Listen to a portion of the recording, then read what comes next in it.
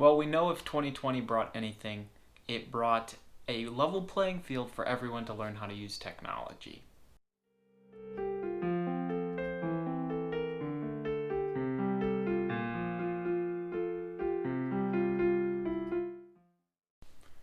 Hey, what's going on, guys? Adam with Bishop Sheen Rosaries here.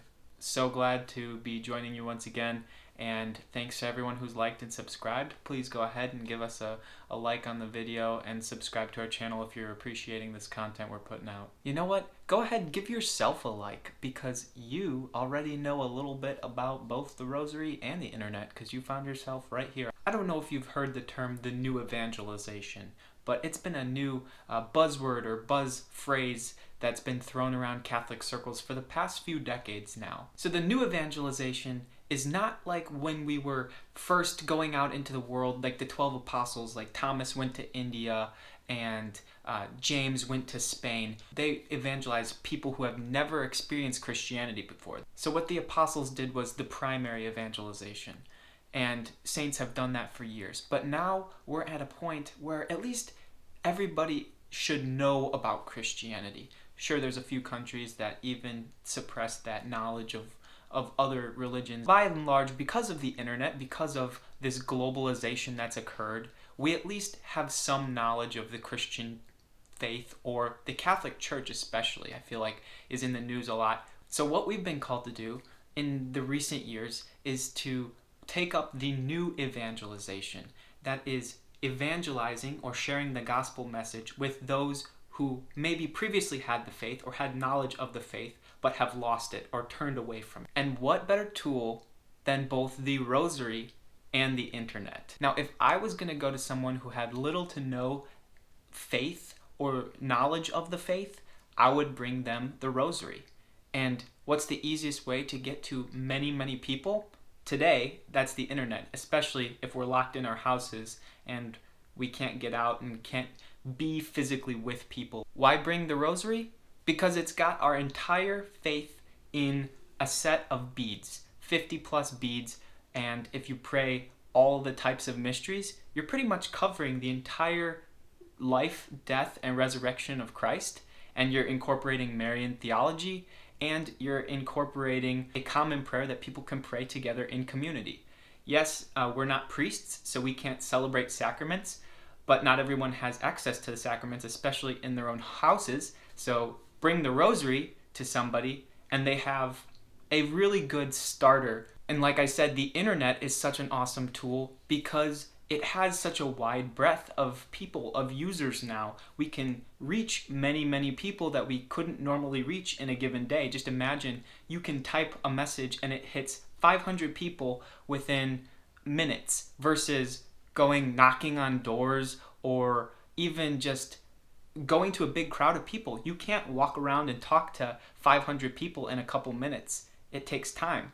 But the internet does provide you that level of access to people. Obviously, I'm not advocating for never talking to people face to face again. Please, when this is all over, get out, talk to people again, go socialize, be a normal person, don't hide behind your screen. But the internet is an awesome and powerful tool, especially this story that I heard from one of my wife's bridesmaids actually told me she's running an RCIA class in her home state of Minnesota, and one of the girls that came to the RCIA class, or the young women, said that they first heard of the Catholic Church or got interested in the faith because of watching a live stream mass come through her news feed. Maybe it was the first time that that woman had ever experienced a Catholic mass was through a live stream mass because of lockdowns and not being able to go to physical church. I'm also seeing hundreds of videos for virtual adoration just in front of the Blessed Sacrament, and it'll be on the screen.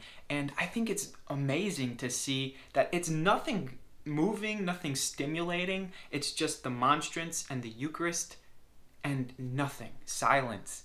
Very little to grab your attention from a worldly perspective. It's not like other YouTube videos. I think of like video game channels.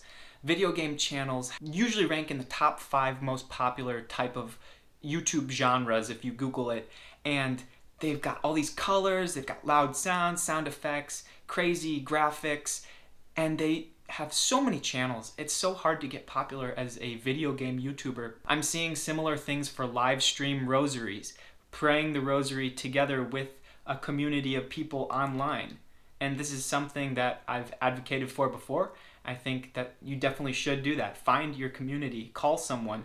I actually, when I was long distance with my wife, my girlfriend at the time, one way we prayed together was we did the call and response of back and forth of praying the rosary together.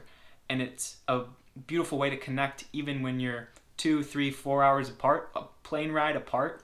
It's just a great prayer that you guys can pray over the phone. But those prayers that you're praying at the same time, you sometimes notice that you can't pray them at the same time because you start like lagging and talking over each other, and that doesn't sound good, we all know. But I just want to say I have great hope for the future of the church. I see all sorts of channels popping up, all sorts of podcasts starting, all sorts of virtual retreats happening, especially this Advent season, and there's just a great fervor and a great zeal in the youth especially, and the young people, but all ages, to, even though we are online for the most part, and maybe it will be longer than we suspect or move into a more permanent prominence in our society as things that are done online, it's okay to pray that way and to connect with people that way.